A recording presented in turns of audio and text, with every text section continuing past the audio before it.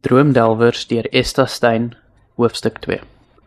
Koster se vrou, Rachel, wat 'n pakker by die Van Helberg soutmyne is, het gevertel dat Hendrik Royal se dogter daar in die offies begin te werk het. En Rachel het ook gesê die werksmense het dadelik 'n diep respekte vir haar gehad oor sy Hendrik Royal se dogter is. Die, wat nie self onder hom gewerk het nie, het gehoor van hom, van die groot man met die rooi baard wat nie nonsies gevat het nie. 'n nederige man wat hard gewerk het en wat sy vuiste sou insit vir reg en geregtigheid. 'n man wat sy werksmense beskerm het asof hulle sy eie kinders is. Rachel het gevertel dat die soutmynsmense gou agtergekom het dat daar baie van Hendrik Royal en sy dogter se geaardheid is. Sy het almal soggens kom groet en wou weet wat elkeen doen. En sy het ook partykeer met die teebruik 'n entjie saam met hulle buitekant gerook. En dan het haar vertel van hulle kinders en siektes en hulle moeilikheid as daar moeilikheid was. Binne 'n paar dae het sy hulle almal op die name geken, het Rachel gesê. Hulle het almal geweet dat sy 7 jaar gesit het en vir die eerste maal het hulle gevoel dat daar niemand was wat vir hulle sal opkom as hulle moeilikheid met Van Tonner het.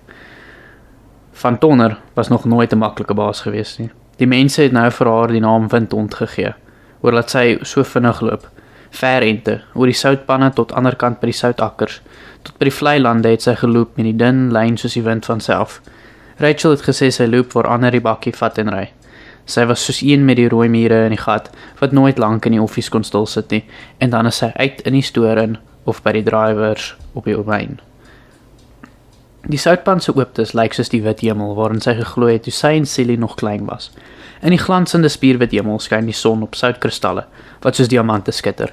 In 1288 het sy dikwels haar oë toegemaak en die witheid probeer raak sien, die soutlig probeer ryk, die vryheid van die ooptes probeer oproep. Maar dit het net donker gebly. Nou, met die witheid wat haar mee weer omring, voel sy hoe die onbeperktheid van die ooptes tot binne in haar kop en haar wese indring en adem sy die lug in terwyl haar hart vinnig klop en haar voete rats en ritmies beweeg. Haar skoene kriskras oor die kristalle. Hoe mooi o God, roep sy sonder woorde en voel soos een wat wil dans om die wit skoonheid te vier. Van ver af sien sy die jeep en die bakkie ander kant by die soutakkers geparkeer gestaan. Daar waar oom Bontie en oom Phil besig is om met 'n paar werkers wat sout skraap. Wanneer sy by hulle aankom, voel sy hoe haar hare vasgekoek het van die soutlig en sy druk die los slierte agter haar ore in. Waar loop jy rond, wil Phil weet. Is daar dan nie hoop by werk in die kantoor nie? Ja, oom Phil, maar Lucia wil weet of ek die bakkie dwarsmansdaal toe kan vat. Ek het die selfoon hier, julle kon gebel het. Ja, sy het gesê sy kan bel, maar ek het gedink dis vinniger om Bontie steek 'n glimlag weg. Hy haal 'n koffiefles uit die bakkie en begin vir hom 'n bietjie uitskink. Phil lyk effens onvergenoegd. Mense loop nie myle as mens kan bel nie. Die bakkie? Wat wil Lucia met die bakkie maak? Dis nie Lucia nie, oom Phil. Dis ek wat gewonder het of ek die bakkie kan leen. My rybewys moet hernie word. Ek sal nie lank weg wees nie. Terwyl oom Bontie die warm swart koffie versigtig slurp, bekyk hy vir Leendra, soos sy daar voor Phil staan met haar permanente houding en reguit skouers. Wragtig, die ene Hendrik, dink hy. In die afgelope paar dae het hy dit al hoe meer agtergekom, dat sy baie van haar pa en haar het. Dit wek 'n allemuntende deernis in hom. Nou goed dan, gee Phil die stryd gewonne. Laat Bontie vir jou wys hoe die rade werk. Dankie oom Phil, jy gesê.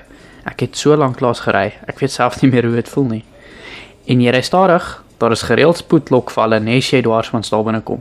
Die munisipaliteit het 'n nuwe verkeersafdeling aan die linkerkant waar jy by die gebou ingaan. Sy klim in die ou bakkie en skuif agter die stuur in. Oom Bontie sit sy beker neer en vou sy eelterige hand oor die koppelaar. Jy sal sien hy glip so effenkies tussen die derde en die vierde. Druk hom net vinnig reguit af. So, sien jy? Ek dink ek sal regkom, oom Bontie. En nog iets. Sweetie het gesê jy en Celie moet vanaand by die bondhuis kom eet. Sy gaan waterblommetjies maak, net soos jy daarvan hou. Dankie oom Bontie, dit sal lekker wees. Nou toe, weg is jy. En jy kan maar die bakkie by die kantoor los as jy terugkom. Ek sal saam met Phil met die jeep terugry. Hy kyk haar agterna wanneer die bakkie met 'n hop wegtrek en dan weer doodsmoor. Hy wil bietjie choke hê, roep hy. Sy probeer weer en wyf lank grind vir hom wanneer die bakkie aan die gang kom en met die smal wit soutpad koers ry. Hy skud maar net sy kop. Wanneer hy weer by Phil aansluit, lyk die man se gesig soos 'n donderwolk. As hy soos 'n paar ry, is daar niks van die bakkie se raadkas oor nie. Hendrik kon vir jou 'n ding in sy moer inry. Oom Bontie maak of hy niks hoor nie. Hy weet al om nie te redeneer as Phil sy mond oor sy oorlee swaar uitspoel nie. Hy praat liewer oor die werk. Hy buik by een van die soutakkers. Die probleem is dat dit lyk of die sout al hoe meer verwater. Ons kry nie genoeg herwinning uit die soutakkers nie. Die tydsduur is hopeloos te lank. Nou wat is die probleem, wil Phil weet. Ek onthou Hendrik het destyds dieselfde probleem gehad. En toe het hy seker die soutakkers volgepis om meer sout te kry.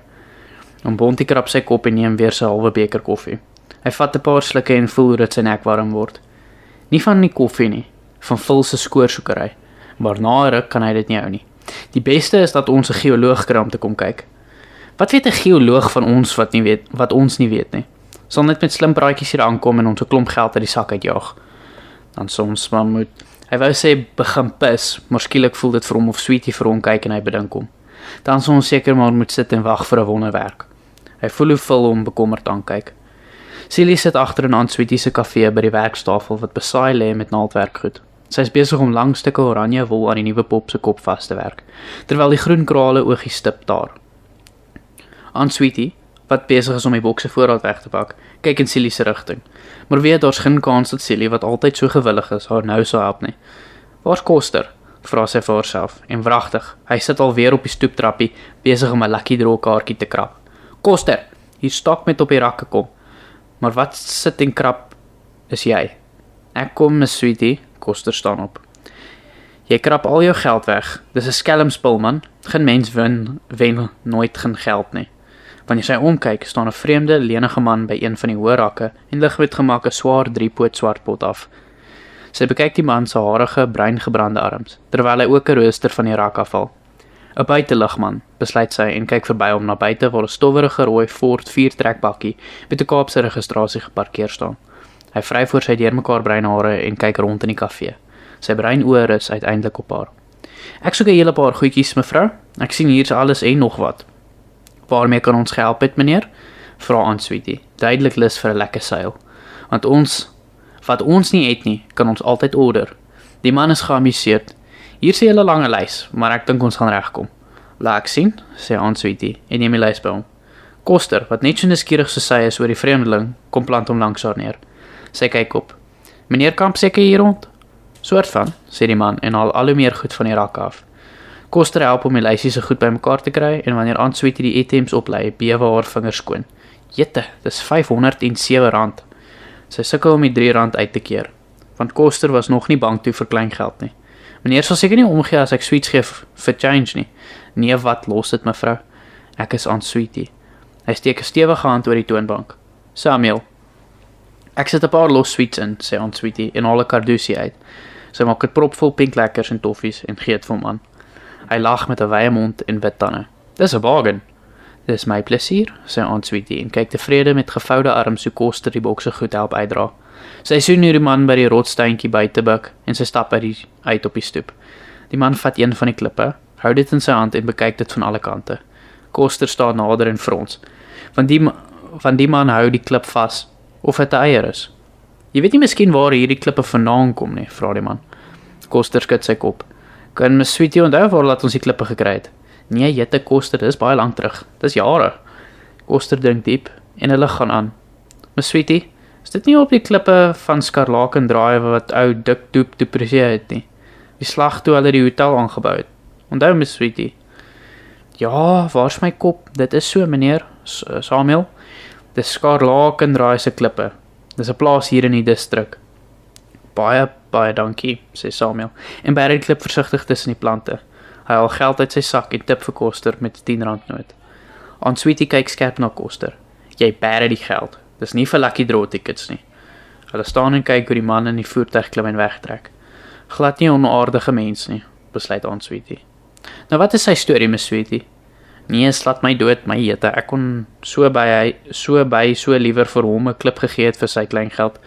Sy staan nog so en kyk. Toe is dit die soutmyn se blou bakkie wat voor die kafee stilhou. Dis nie Bontie nie, dis Leandra wat uitklim. Sy kom ontsteld die stoeptrappie op met blitsende groen oë. Wie's daardie verwaande Kaapse padvark wat my amper omry met sy rooi Ford bakkie? Aunt Sweetie moes gesien het hoe hy ry. Hy's amper in my vas toe ek hier indraai. Die man het 'n klomp goed hier gekoop, sê Aunt Sweetie. En vir my met 'n R10 getip, sê Koster. Van die soort wat sy geld rondswaai, die bloody fool. Kom in, my kind, kom drink 'n bietjie tee dat jy kan bedaar. Maar Leandra is nie uitgevoed nie. Oom Val sal 'n oorval kry as die bakkie gestamp word. Hy was juis glad nie lekker oor ek wat die bakkie wou leen nie. Ek moet Dwarsmandstal toe gaan vir my lisensie en ek wil hoor of Silly wil saamgaan. Silly spring opgewonde op en kom van agter af aangehardloop. Ek gaan saam met Sissy. Aan Sweetie se gesig word stil, want sy sien die nuwe Sissy pop in Silly se hande. Die pop met die lang oranje wolhare en die groen kralietjies oogies. Wanneer Silly sien dat sy kyk, prop sy die pop vinnig in haar rugsak. Wat vang sy tog met poppe aan? Wonder aan Sweetie.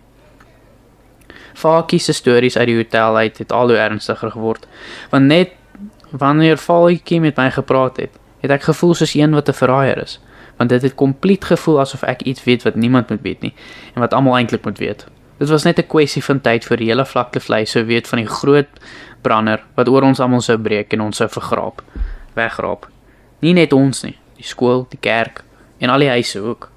Vir Jaap Gous voel dit asof sy kantoor te klein geword het. Sy hele lesenaar lê besaai met papiere en bo-op is die kaart van vlaktevlei oopgesprei. Hy het nie vandag krag vir hierdie kwessie nie en hy wens die blonde man wat briesend voor hom staan wil net in die aarde en verdwyn en nooit weer sy verskyning maak nie. Toe hy stadsklerk van Dwarsmandsdal geword het hy nooit besef in watter Panari boot is die vorige man hom gelos het nie. Gilbert Redlinghuis sou asemblaas oor die kaart. Hy praat so naby Gous se gesig dat selfs die nikotienvlekke op sy ondertande sigbaar word. Die munisipaliteit weet al maande lank dat die huurpag op die grond verval. Om presies te wees, hulle weet dit al 99 jaar lank. Gous lyk senuweeagtig. Hy voel lomp en sweterig. Die raad het gevra dat die huurtermyn verleng word. Ek was in hierdie kantoor by meneer Botus en ek het die saak oor en oor bespreek. Ek het uitdruklik vir hom gesê dat ons geen verlenging toestaan nie. Dis skriftelik bevestig, meneer Gous. Jaap Gous staan op en gaan maak die venster oop, want dit voel asof sy longe geen vars lug meer oor het nie. Hy draai terug na die lesenaar en wanneer hy praat, weet hy dat hy nie goed oorkom nie, maar hy moet aan die praat bly net sodat hy kan dink wat hy eintlik wil sê. Ek het hier aangekom met pakke onafhandelde werk, Botus se werk. Vat nou die nuwe sewerage. Ek sê jy dis nie maklik om hierdie stoel vol te sit nie. Ons is nou besig met die kwessie van 'n vaste heffing op rioolpomping. Meneer Gous, ek praat van 'n gemeenskap wat sal moet verskuif. Julle het beloftes gemaak van huise vir die mense hier op Dwarsmandsdal. Jy kan nie my kom aanvat oor beloftes wat Botus gemaak het nie. Dit was op skrif, magtig. Gilbert voel of hy die frustrasie kan uitskreeu. Botus het wel net altyd vir sy eie bas gesorg, maar hy het die sake daarom nooit so opsetlik laat sleur nie. Gous blik aan sy das wat nou soos 'n strop voel. Ek gaan my nie laat beledig nie. Ek was al staatsingenieur in meer as een groot stad en nou is ek besig om hierdie hele sewage-stelsel te hersien. En voordat jy in die kak versuip, sorg net dat die vlaktevleiers ingelig word dat hulle sal moet trek. Gilbert klap sy leggers toe en begin die kaart oprol. Gous gooi sy arms in die lug. Wag nou meneer, wag net 'n bietjie. Dis nie die raad se probleem nie. Dis julle wat die grond hier. Dis julle wat die vlaktevleiers daar gevestig het. Dis julle baby om julle weg te kry. Gous sug diep. Ons sal iemand van die streeksdienstraad vra om julle te kom sien. Gilbert stap deur toe en draai weer om. Julle sal moet roer voordat my stootskrapers vlaktevlei met die grond gelyk vee. Hy pluk die deur oop en klap dit agter hom toe. Gous staar na die toedeur. Shit, sê hy vir homself. Shit.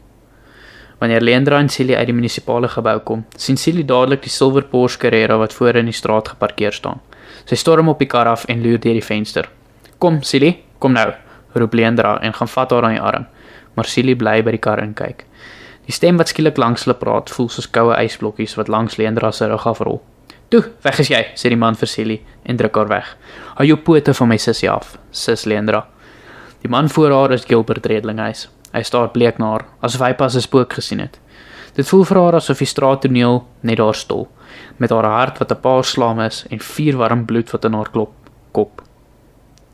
Sy bly bewus van motors in die straat, van 'n rooi meisblokkie wat lê, van Silly wat aan haar arm klou. Sissie, ice cream, beduie Silly na die rooi meiskarretjie. Ek het nie geld vir rooi meis nie, kom Silly, maar Silly bly kerm. R2, sissie, Gilbert swaai 'n R50 noot voor Silly se gesig verby. Loop vir jou yskriem. Silly wil die geld vat, maar Leandra gryp dit en plak dit hardhandig op die lae dak van die Porsche neer. Sy swaai om en kyk Gilbert met koue groen oë aan. Gilbert meet haar. Gaan jy nie met my praat nie? Of het hulle jou skerp tong in die tronk afgesny? Ek het niks vir jou te sê nie, en ek sou bly wees as jy nie weer jou geld voor Silly rondswaai nie. Aha, die rooi kop het nie meer haar drif verloor nie. maar dit is duidelik dat hy sy ontstiltenis probeer wegsteek. Waar, vra hy sagter, kom jy so skielik vandaan? Ek tog jy weet, ek was vir 'n fantastiese somervakansie in Mauritius. Kom nou Silly, sy kry vir Silly aan die arm beet.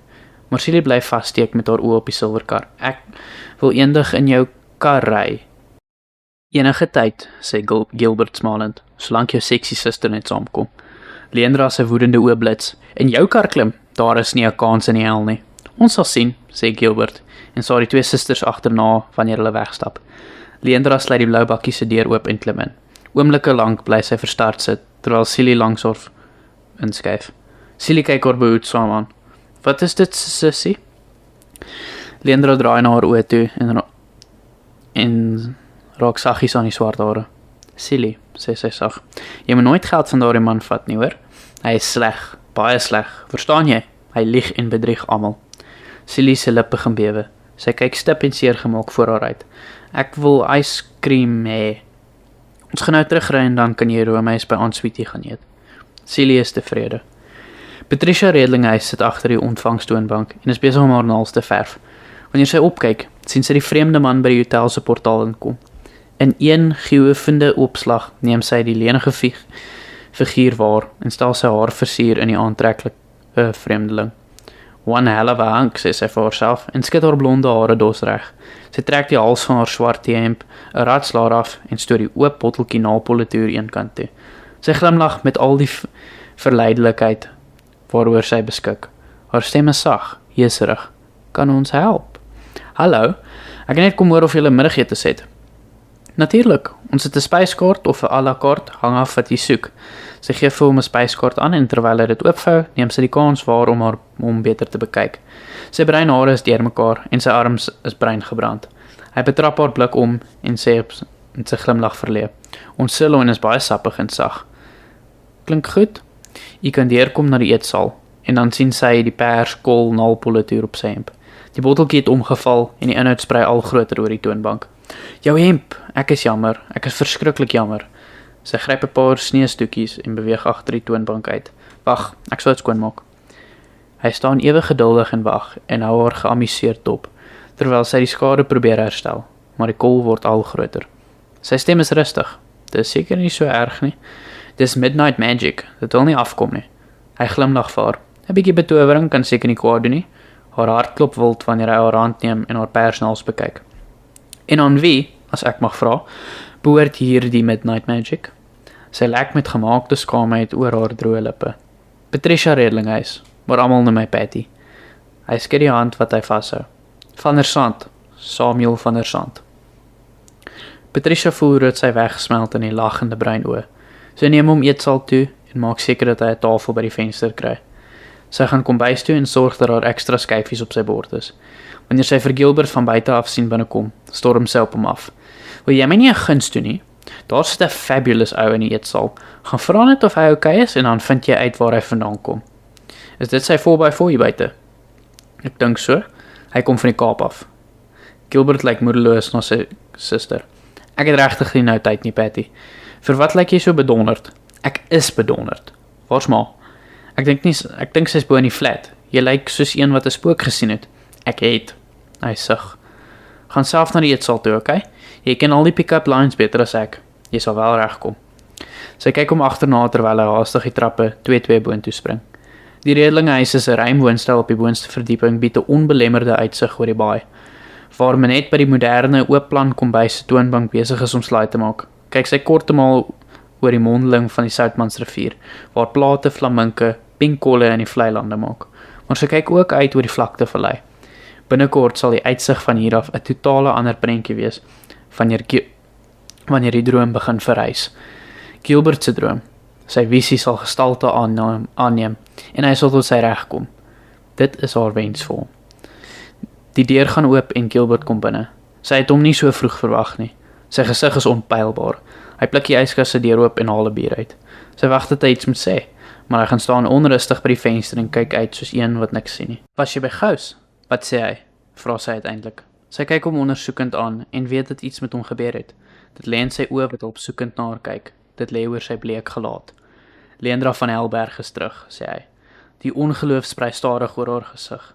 Sy laat hom sak Sy laat sak die slaaimes. Waar kom jy daaraan? Ek het haar vanoggend op Dwarsmansdal gesien, voor die munisipaliteit, op die sypaadjie. Dis mos nog nie haar tyd nie. Was sy hier? Waar bly sy? By Phil van Tonder hulle? Ek weet nie.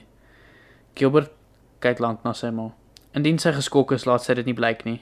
Hoe kry sy het reg om altyd so in beheer te wees? Alles aan haar is perfek. Haar blonde Franse rol wat netjies vasgebind is, haar beige uitrusting en skoene wat by mekaar pas. Sy lyk soos 'n sepiester wat deur 'n garderobe span tot in elke detail voorberei is vir 'n sekere toneel. Selfs haar woorde klink of dit vooraf geoefen is. Haar stem bly berekenend sag. Die klein slet sal wel sorg dat haar pad weer met jou 'n kruis. Ek waarsku jou, ek gaan dit nie duld nie, Gilbert. Ek wil niks verder van haar doen en laat haar weet nie. Ek wil nie haar naam hoor nie. Sy hoort nie hier nie. Sy hoort in die tronk. Sy's gevaarlik. Sy's nie 'n slet nie, ma, skreeu dit rasend deur sy wese wat mateloos lam voel. Sissie Pop kyk ver oor die veld, oor die geel bosse sergings. Die middagson skyn oor haar oranje wolhare. Dan kyk sy stil na Silly Pop. Haar stem is baie hartseer. Jy moet nooit geld wat daai man vat nie, Silly. Hy lieg en bedrieg almal. Dis vir sy leuns wat ek 7 jaar. Sissie Pop kan nie verder praat nie. So hartseer is sy. Silly Pop kyk haar aan. Sissie, toe maar, dis alles verby. Ek sal sorg dat jy nooit ooit weer soontoe gaan nie. Patricia staan in die hotel se kleedkamer en sit ekstra mascara aan. Sy druk haar blonde hare reg en glimlag vir haarself. Haar oë blink. Samuel van der Sand, dink sy. Ek wil alles van jou af weet. Watch dit. Sy loop met selfvertroue die eetsaal binne met die bakkie nagereg. Sy gaan staan by die tafel. Is alles in orde hier? Uitstekend, dankie. Sy plaas die bordjie nagereg voor hom neer. Met komplimente van die kombuis af. Malva pudding met room. Dis baie vriendelik, dankie. Dis om op te maak vir die kol op jou hemp. Was nie nodig nie, maar dit lyk baie lekker. Sy soek rede om nog langer te talm en skink sy wynglas vol. Wat van koffie? Irish koffie? Of filter? Ek's reg, dankie. Sy vroetel op die tafel rond, verskuif die broodbakkie. Patricia? Sy kyk verras na hom. Hy het haar naam onthou. Ek wil net of jy miskien weet waar die plaas Skurlaken draai lê. Is nogal 'n moeilike pad. Die Duprees, is dit familie? Nee, besigheid. Laat ek raai, jy verkoop trekkers. Hy lag. Nee. Kunsmis? Hy skud sy kop. Ek is op soek na 'n sekere soort graniet. Sy neem die kans waar en gaan sit reg oor hom. Dis baie interessant. Ek sou graag meer daarvan wil hoor. Ek wil net met die mense gaan gesels en 'n paar klippe vir monsters kry. Wanneer is jy op pad? Sommer na ete. Haar oë streel oor sy hare, oor sy neus, oor sy mond. Ek kan saamry en die pad vir jou gaan wys as jy wil. Ek is vanmiddag. Dis baie gaaf. Waar kry ek jou? Voor in die portaal, oor 'n kwartier. Ek sien jou, sê hy. Sy glimlag vir hom met 'n hart wat wil klop. Samuel van der Sand, ek wil jou arms rondom my voel en voor die son sak, wil ek jou mond op my lippe hê. Watch dit. Mara Maree kom opgewonde die Soutmyn se kantoor binne gesweef in 'n pers gewaad en 'n paar laai skoene. Lucia kyk op van die rekenaar. Hallo, ma? Mara gaan sit in die leë kantoorstoel. Jy sal nie glo wie my gebel het nie. Onthou jy vir Greta Hagendoren wat die slag langs ons op die bult gebly het? Sy het my na al die jare gebel. I can't believe it. Jy onthou seker die Hagendorens? Lucia frons. Nee ma, ek kan hulle nie onthou nie. Haar man was hoog op in chemie en sy was in die drama aan. Sy het gebel om te sê dat haar kleinseun, klein Sammy, hy was so ou krulkoppie, die mooiste kind. Jy moet die mense tog onthou? Sammy Hagendoren. Nee, hy is nie Hagendoren nie. Hy was Greta se kleinseun. In elk geval, sy sê hy is nou hooggeleerd en in die Kaap aan 'n groot maatskappy verbonde, maar hy is nou hier in die kontry, 'n klipdokter, 'n genealoog, seker 'n geoloog. Soos wat ek sê, hy doen navorsing en Greta het vir hom gesê om ons te kom opsoek. Never a dull moment. Hy sal 'n onbepaalde tyd hier in die kontry wees. Sal hy daarom ooit vermaak kan onthou? Soms baie jare gelede. Maar natuurlik sal hy my onthou. Ek was hoeveel maal by Greta wanneer hy hom moes oppas. Wanneer sy ma al oor see was. Hulle was vreeslike jetsetters. Waar gaan hy tuis? By die hotel? Nee, Greta sê hy is nie in vir hotelle nie. Sy sê sy dink hy eet nie behoorlik as hy so is op 'n job nie. Sy verwag seker dat ons hom ten minste vir ete nooi. Ek het gedink aan Sondag. Hy staan iewers in die veld met 'n karavaan en 'n rooi Ford bakkie. Mara kyk rond. Waar's Leendra? Loop sy alweer rond. Ek het haar poskantoor toe gestuur en bank toe met die deposito's. Mara se oorek. Met die geld. Lucia swaai haar stoel om en kyk na Mara. Ja, ma. Ek weet daarom nie of jy haar so in die versoeking moet sit nie. Wat bedoel ma? Good grief, Lucia. Ek meen nou maar net, sy kan enige plan in haar kop kry. Wil sy het vanoggend die bakkie geleen Dwarsmansdal toe. Is sy nou weer met die bakkie weg? Nee ma, sy het dorp toe geloop. Ek wou sê, moenie dat dit 'n gewoonte word nie. Jy weet self wel is nie een wat sy voertuie vir enigeen leen nie. Die bande van die rooi bakkie sweep vinnig deur die modderpoel voor Soutmansdal se poskantoor.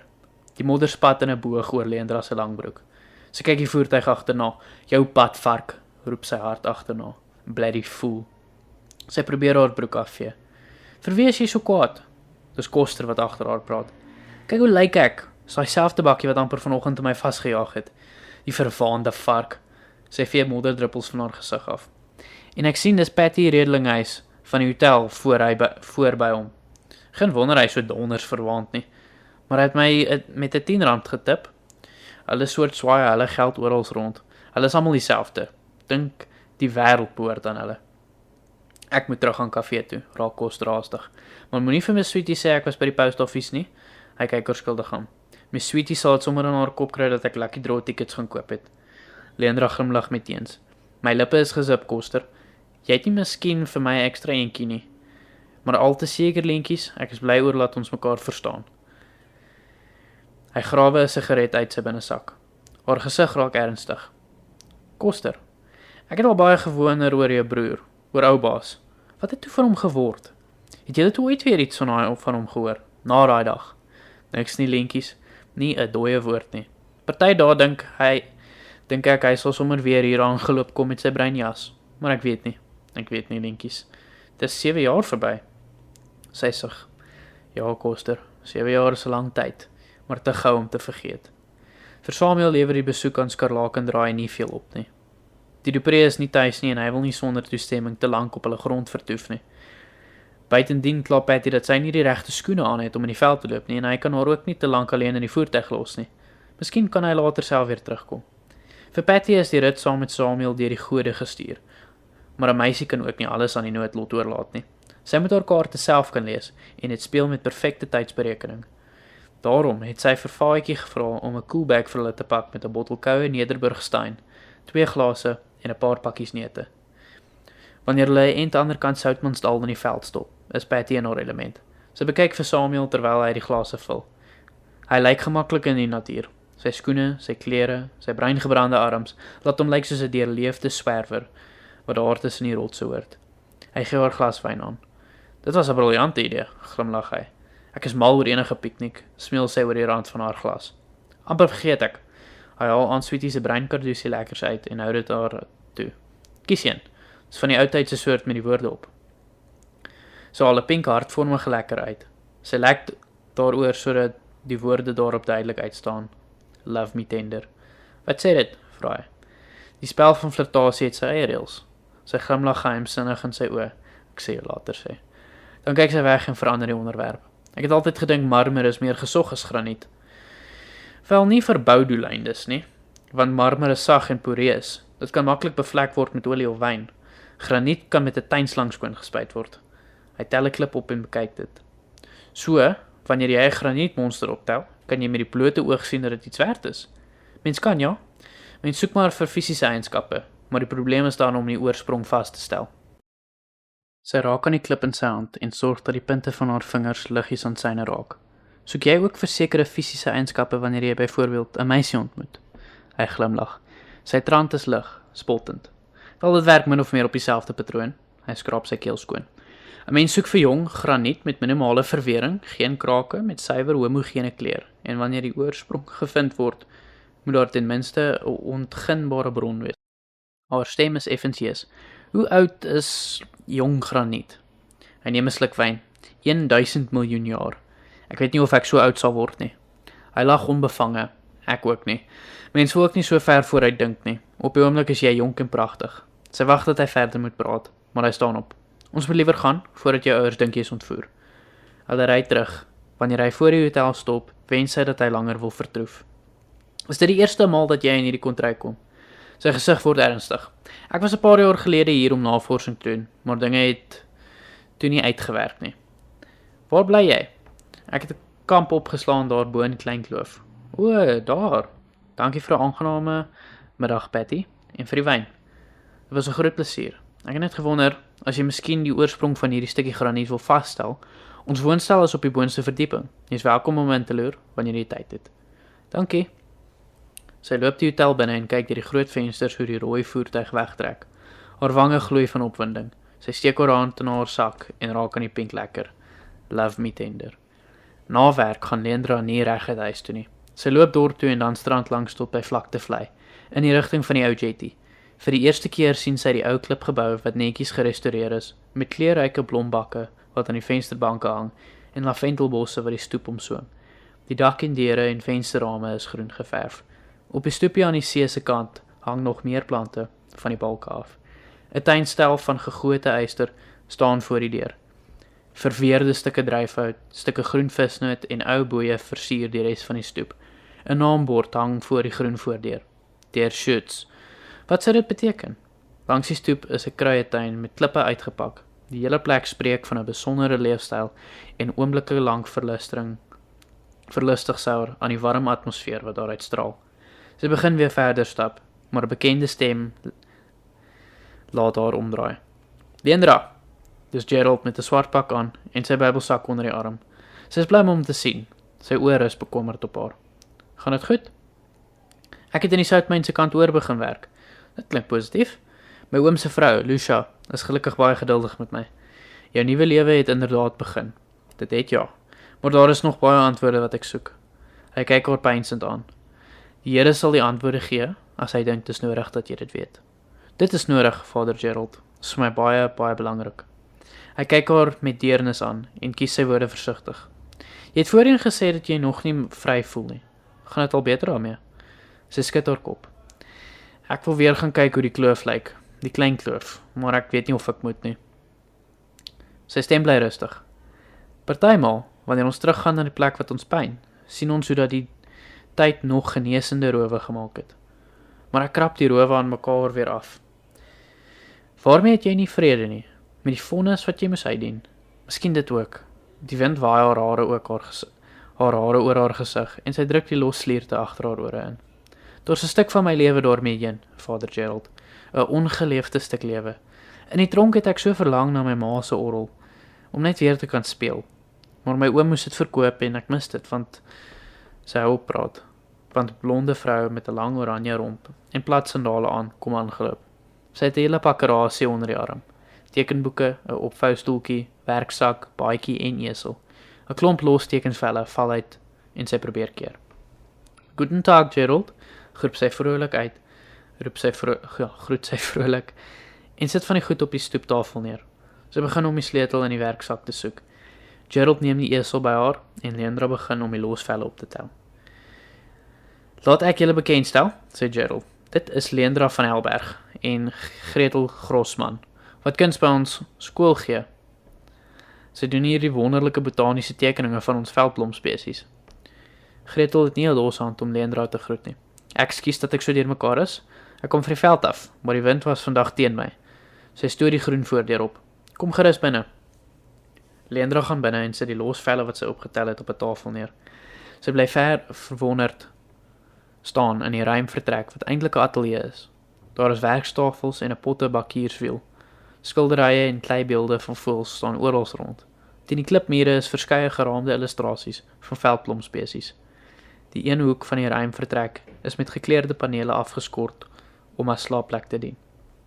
Leandra is so weggevoer dat sy skrik wanneer Gerald sê, jy het gepraat van jou ma se orgel wat jy mis.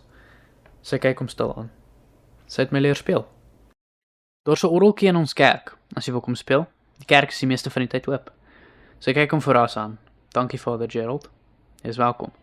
Wanneer Gerald 'n rukkie later uit is, bly sy vasgenaal staan en kyk na 'n klomp vergrotings van 'n Duitse dorpie met houthuise waar rooi en pink malvas uit blombakke rank. Die suide van Duitsland, praat Gretel agter haar. Oberstaffen. Dis pragtig. Ek het 'n groot deel van my lewe daar gewoon voordat my man oorlede is. Leandra som die blonde vrou op. Sy moet seker kort in haar 40's wees. Sy is onopgesmik en aards. En toe kom jy hierheen. Dit was 'n taamlike groot sprong, maar ek het 'n plek gevind waar ek my passie kan uitleef. Dit is waar, dink Leandra. Want haar werk sê dit. Haar hele ateljee sê dit. Jy is gelukkig om so 'n plek te hê. Vlaktevlei het my geleer van eenvoud en omgee en eerlikheid. Ek wil nêrens anders wees nie. Gaan jy bly vir koffie? Nee, dankie. Ek het eintlik teen die see kom stap toe ek in Vader Gerald vasloop. En dan sien sy die geraamte prent van 'n lewensgetroue koekemakranka wat op die tafel staan. Gretel gee vir haar 'n vergrootglas aan en sy kyk na die ongelooflike detail van elke blaar. Dis vir my swaar. Ek moet dit juis nog vir hom neem. Leandra kyk haar verras aan. Ja, mense woon hier. Gretel stap na die oop vuurherd waar 'n gasplaat ingebou is. Sy haal 'n koffiekan van 'n haak af. Die redelinghuise wat die hotel het. Die skok van die naam dring deur Leandra. Sy kyk na Gretel, maar die rustige, eerlike blou oë. Sy weet dis presies wie ek is en waar ek vandaan kom. Die gedagte maak haar onrustig. Ek moet gaan. Dankie dat ek kom kyk. Blou oë kyk vas in haar hare. Jy's welkom om weer te kom, Leandra. Hulle stap uit tot op die stoep. Enkele meters voor hulle klop vlakbranders teen die rotse. Die oranje hemel weer kaats in die water. Wat beteken die naam deur Shirts? Die skuiling, sê Gretel sag. En dit is presies wat dit vir my is. Hoe is dit moontlik dat sy een van die redelinghuise kan wees? Wonder Leandra. Die ou stoor wat Boeta Bonthuis besig is om vir sy swyswerk reg te maak, is net om die draai van die soutmyn af, aan die see se kant. Die plek was voorheen gebruik om nette in heel te maak en nou lê daar steeds 'n hele hoop visnet in die een hoek. Dis hier waar Celie sit en naaldwerk doen. Sy is besig om Boeta se stikkende oorpak reg te maak. Sy kyk op na waar Boeta bo teen die dak besig is met die nuwe plafon. Hy staan hoog op 'n houtsteier. Celie, die saag, roep hy van bo af. Om die goed bo by hom te kry en seker veral ook vir Celie se plesier, het Boeta 'n soort katrol gemaak waarvan 'n plastiekkemmer hang. Celie gaan haal die saag en sit dit in die emmer. Sy kyk hoe Boeta dit met toue bo toe kan trol. Wat van 'n bietjie koffie, roep hy in sy dik stem en katrol die emmer onder toe. Jy's lastig as ek werk, maar sy vat sy koffiebeker gewillig en gooi koffie uit die warm fles daarin.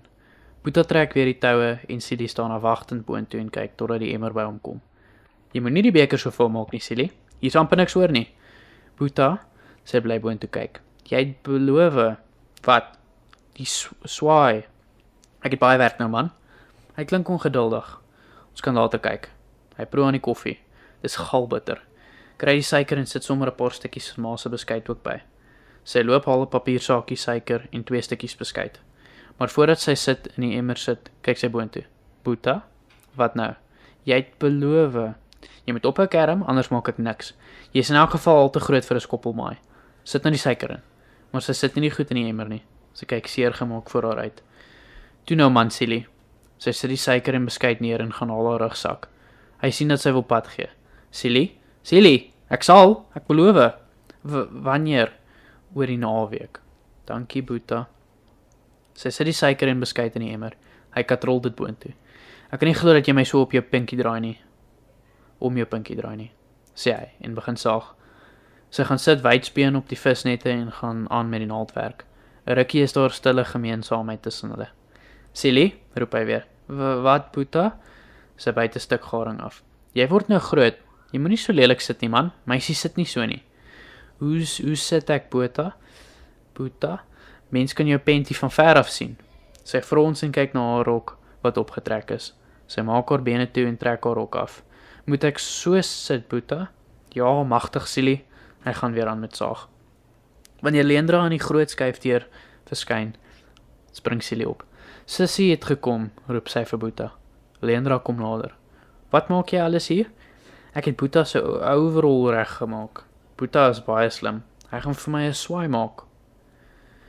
Boeta klim met die leer van die steier af. Ag, dis sommer niks, Celie. Sy gee vir hom oorpak aan. Trek aan sy begin haar oë knip. Boeta het nie simpatie nie, want hy is gewoond aan haar. Dis oor jy te vinnig probeer praat, man. Praat stadig en begin van voor af, sê hy in sy dik, stadige stem. Celie probeer weer. Trek aan voor jy vuil word. Sien jy, as jy stadig praat, dan sukkel jy nie, man. Nou toe, ons moet begin gaan. Maar wag vir ons ete. Hy sien dat Leandra rondkyk na sy werksbank, gereedskap en masjiene. Ek het 'n hele paar ordes vir swyswerk van die fabriek af en intussen probeer ek die plek reg kry. Ek het nie geweet dit is so groot nie. Ek wil nog 'n naambord ook opsit. Wat dink jy, lentjies? Bonthuis swys en staalwerk. Dit klink goed, Boeta. Celie kyk trots na hom. Ons gaan nog baie geld maak. Wanneer Gretel Grossman die Koekemakranke hotel toeneem, loop sy haar en Faitjie vas wat by die privaat kroeg uitkom met 'n skinkbord vol glase. Hallo Faitjie, is die mense hier? Hulle is almal daarbo, bedui hy met groot oë by die trappe op. Faitjie is nie 'n man wat uit die hotel uitpraat nie, maar nou kom hy vertroulik nader en fluister. Patty het 'n nuwe boyfriend. Ek dink hulle is besig om hom te skreen. Sy lag. En weer die man darm dat die kerels hier vinniger verdwyn as wat hulle kom. Lag Faitjie, en dan word sy gesig skielik ernstig wanneer hy die prent onder haar arm sien. Sy hou dit uit dat hy beter kan kyk. Dit lyk of die plant nou net gepluk is, sê hy. Dis darm bitterlik mooi. Dankie Faitjie, dis vir Rudy. Ek hoop hy hou daarvan. Gretel, sy gesig lyk meteens droewig. Jy moet nog 'n prent van Vlaktevlei oopmaak, van die skool en die kerk, en die see en die huise, hoor? Daar by my plek is baie prente van Vlaktevlei. Jy moet bietjie kom kyk. Dan is dit goed so, Gretel, dat die nageslagte wat na ons kom, daarom sal weet waar ons vandaan gekom het. Oomblikke lank kyk hy pynlik in haar oë. Sy weet hy wil nog iets sê, maar sy lippe bewe. Hy draai om en loop met die skinkbord die gang af. Sy kyk hom agterna en gaan dan met die trappe boontoe. Die deur van die Redlinghuise se woonstel staan oop en die stemme kom uit die sitkamer. Sy sit die prent in die portaal neer en gaan staan voor die spieël om haar hare te kam. Gilbert se stem is die luidste. 'n Luukse oord met vakansiewoonstelle, golfbaan, swembad, die works. Ons beplan om eerste fase binne die volgende 18 maande klaar te hê, maar ons sit met 'n spul fools wat alles wil vertraag. Rudy se stem onderbreek hom. My oupa het die grond destyds aan die munisipaliteit verhuur en hulle het 'n lokasie daarop gerig. Nou sit ons met die probleem dat die mense moet verskuif. Gretel staan verstar en luister en voel haar wange warm word. Sy loop die sitkamer binne en hoor amper nie hoe Patricia haar aan die vreemde man voorstel nie. Al wat sy voor haar sien, is Faitjie se droewige gesig.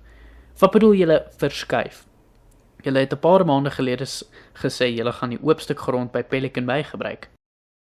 Rudy ken sy skoonsister. Hy sien nie die gloede oor haar nek uitslaan en hy wens hy was nie hier nie.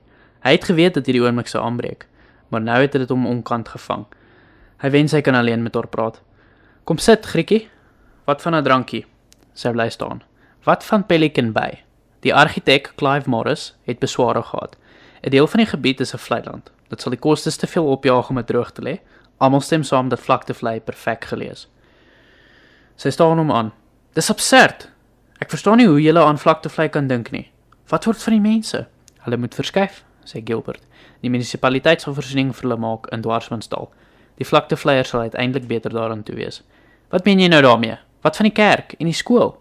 Dis stokhou geboue wat nie veel werd is nie. Ek kan nie glo dat jy al gedink het aan Vlaktevlei nie. Dis harteloos. Die mense wat hulle lewe lank daar woon, dis hulle plek. Dis die punt, Gretel, sê Menet, wat tot dusver roerloos in haar verhewe aura gesit het. Dis nie hulle plek nie. Hulle lewe is daar, Menet. My lewe is ook daar. Niemand het vir jou gesê om 'n ateljee tussen daardie gesypes te gaan begin nie. Ons het jou destyds gewaarsku. Onthou? Patty voel asof sy in die aarde kan wegsink. Wat moet Samuel dink? Gretel kyk van die een na die ander. Julle sal nie verstaan nie. Al wanneer hulle iets kan verstaan, is wanneer julle die bankbalans kan bereken, en die skade wat julle gaan aanrig, sal nooit in geld bereken kan word nie. Nooit nie. Sy loop deur die vertrek terug na die portaal. Rudy wil opstaan om haar agter haar aan te gaan, maar Menet hou hom te. Los haar tog nou. Sy sal wel later besef hoe selfsugtig sy is. Sy draai haar na Samuel. Verskoon tog my suster, hoor. Kunstenaars verbeel hulle mos dat hulle 'n groot show van alles moet maak. Wel, sê Samuel. Dit lyk my dis 'n baie sensitiewe saak. Faitjie kyk vraend op wanneer Gretel vinnig die trappe afkom, met die prent onder haar arm. Sy gaan staan voor hom, met trane wat oor haar wange stroom. En hy weet dat sy weet. Niks van Vlaktevlei hoort in hierdie hotel nie, sê sy. Sy loop deur die wye portaal, deur die groot glasdeure tot buite. Rudy kyk van bo af deur die venster. Hy sien haar wegstap. Haar blonde hare blink in die son. Haar bruin romp sweep op aan haar enkels. Sy verskuif die swaar geraamde prent onder haar arm en loop verder. Die Koekemakranka, dis hoekom sy gekom het, besef hy. Hy bly na haar kyk terwyl sy oor die pad loop na die oorkant en hy weet nie of hy ooit so skuldig gevoel het nie. In die Bonthuis se kombuis hang die geure van kos oor die groot houttafel. Aunt Sweetie se waterblommetjie breadie is presies soos wat Leendra dit onthou. Sy skuif haar leebord terug en Aunt Sweetie staan op en gaan stoof vir haar die groot pot brit. Kom laat ek vir jou nog 'n bietjie skep, sê sy met die lepel klaar in die hand. Hier's nog baie. Nee, dankie Aunt Sweetie, dit was heerlik. Ek dink die vrou het pudding ook gemaak, sê oom Bontie. Praat jy, waar's my kop tog, sê Aunt Sweetie en trek die lou in sy laai oop. Sy sit 'n bak sousklykies op die tafel neer. Ja, sê oom Bontie. Baie kere wat jy weg was, het die vrou gesê sy wens sy kan vir jou ietsie inskep. En nou is jy hier. Ek het net so baie aan julle gedink, oom Bontie. Ek het aan baie dinge gedink. Daar was nog iets wat ek wou vra. Silly klap kliphard met haar lepel in die puddingbak. Boeta kyk na haar. Nee man, Silly. Maar ek sit mos reg, Boeta. Ja, maar jy eet te vinnig. Mens raas nie so as mens eet nie. Ai tog, Boeta. Keer aan, Sweetie. Los haar nou. Jy weet hoe erg sy oor pudding is. Ja, maar sy word groot. Ek word groot aan, Sweetie, sê Silly en probeer sagter eet. Wat wil jy nog gevra het, kleintjies? Vra oom Bontie. Onthou oom Bontie miskien dat daar 'n Italianer by pa was, kort voor die ongeluk? 'n Italianer? Hy was van die Kaap af, hy was verbonde aan een of ander mynmaatskappy. Ek dink hulle wou die steengroef koop. Toe kom die Italianer om sien oor 'n prys vir die plek. Oom Bontie dink diep. Ek kan amper nie onthou dat daar 'n koper was. Dit was 'n week of 2 voor daardie dag. Pa het 'n vreeslike uitval met die man gehad en hom toe weggejaag. 'n Paar dae later het hy sy vernoot gestuur om met pa te kom praat. Ook 'n Italianer? Nee, ek dink nie so nie. Ek het hom nooit gesien nie. Pa en ma het aan die tafel van hom gepraat. Hy was 'n paar maal daar, maar pa was kwaad vir die mense. Hy het gedink dat hulle hom wil indoen. Oom Bontie pyns al hoe dieper. Hoekom hinder dit vir jou, lientjies? Want pa het die vorige aand nog gesê hy wag vir die vent. Ma was so ontevrede daaroor dat pa so uitvaar. Aunt Sweetie staan met haar swaar lyf van die tafel af op om die koffiewater aan te sit. Ek sê vir julle, dis 'n sonde om te bly krap aan die dinge van die klein kloof. Dit moet uitgelos word. Hoe kan ek dit uitlos, Aunt Sweetie? Ek het jarelank elke nag lê en dink aan dit wat gebeur het. Die stoorkamer waar die gassilinders geberre was altyd gesluit. My ma het nooit daar gekom nie. Sy was op pad om die hoenders te gaan kos gee, want die kommetjie is by die hokke opgetel. Dit moes buitengewone omstandighede gewees het wat haar weggelok het. Ek glo sy en my pa is in die stoorkamer ingedwing. Sê nou die ontploffing was nie 'n ongeluk nie. Sê nou dit was moord. Hulle sit 'n lang ruk doodstil om die tafel. Die gedagte hang onheilspellend oor die Bonthuis se kombuis. Dis net Silly wat eet. Haar lepel klap hard in haar puddingbak.